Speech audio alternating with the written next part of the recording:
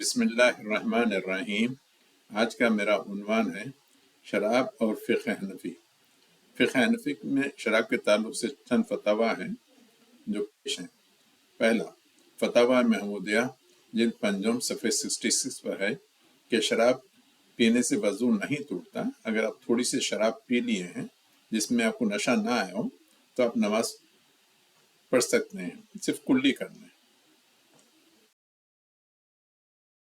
دیوبند کا کسی نے شراب خانے کے باہر سیکورٹی گارڈ کے طور پر کام کرنے کے بارے میں پوچھا ہے تو مفتی صاحب فرماتے ہیں کہ آپ کی آمدنی قطعی حرام ہونے کا بھی حکم نہیں ہے مگر کراہت ہے، یعنی صرف مکروہ ہے، آپ کام کر سکتے ہیں۔ یہ بھی دارالعلوم دیوبند کا ہے۔ کسی نے شراب کے اسکریپ کاروبار کے بارے میں دریافت کیا، مثلا اس کے شراب کی خالی بوتلوں اور شراب کے کارٹون خریدنا بیچنا، تو اس کے تعلق سے مفتی صاحب فرماتے ہیں کہ اس کی آمدنی درست ہے، یعنی شراب کی بوتلیں دھو کر اور پاک صاف کر کے فروخت کرنا، تو یہ اس کی آمدنی درست کرتے ہیں۔ اس گھر آدمی کے گھر دعوت بھی کھا سکتے ہیں اور اس آدمی کے گھر سے دینی مدارس کے لیے چندہ بھی لے سکتے ہیں۔ کسی نے شراب کے ڈبے یا کارٹنز اٹھا کے لاری سے اٹھا کے دکان کے اندر لے جانے کے بارے میں سوال کیا ہے تو مفتی صاحب جواب دے کہ ہاں یہ کر سکتے ہیں۔ نوریہ کراچی کا ہے۔ کسی نے ریڈ بل کے بارے میں سوال کیا ہے تو مفتی صاحب فرماتے ہیں کہ اگر اس کو انگور اور کھجور کے علاوہ کسی دوسری چیز سے بنایا نہیں گیا تو اس کو تھوڑی سی پینے میں کوئی یہ نہیں ہے، حرج نہیں ہے۔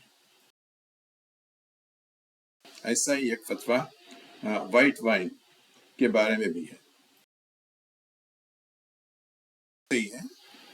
یہ انگلش میں کسی نے سوال کیا کہ آپ کے جو دیوبند کے جو مفتی ہیں ساؤتھ افریقہ کے، اور شراب کو جو کھجور اور انگور سے نہ بنایا جائے تو اس کو پینے کی اجازت دیتے ہیں، تو مفتی صاحب اس کی تعبیر کر کے کہتے ہیں کہ یہ ان کا یہ ہے مگر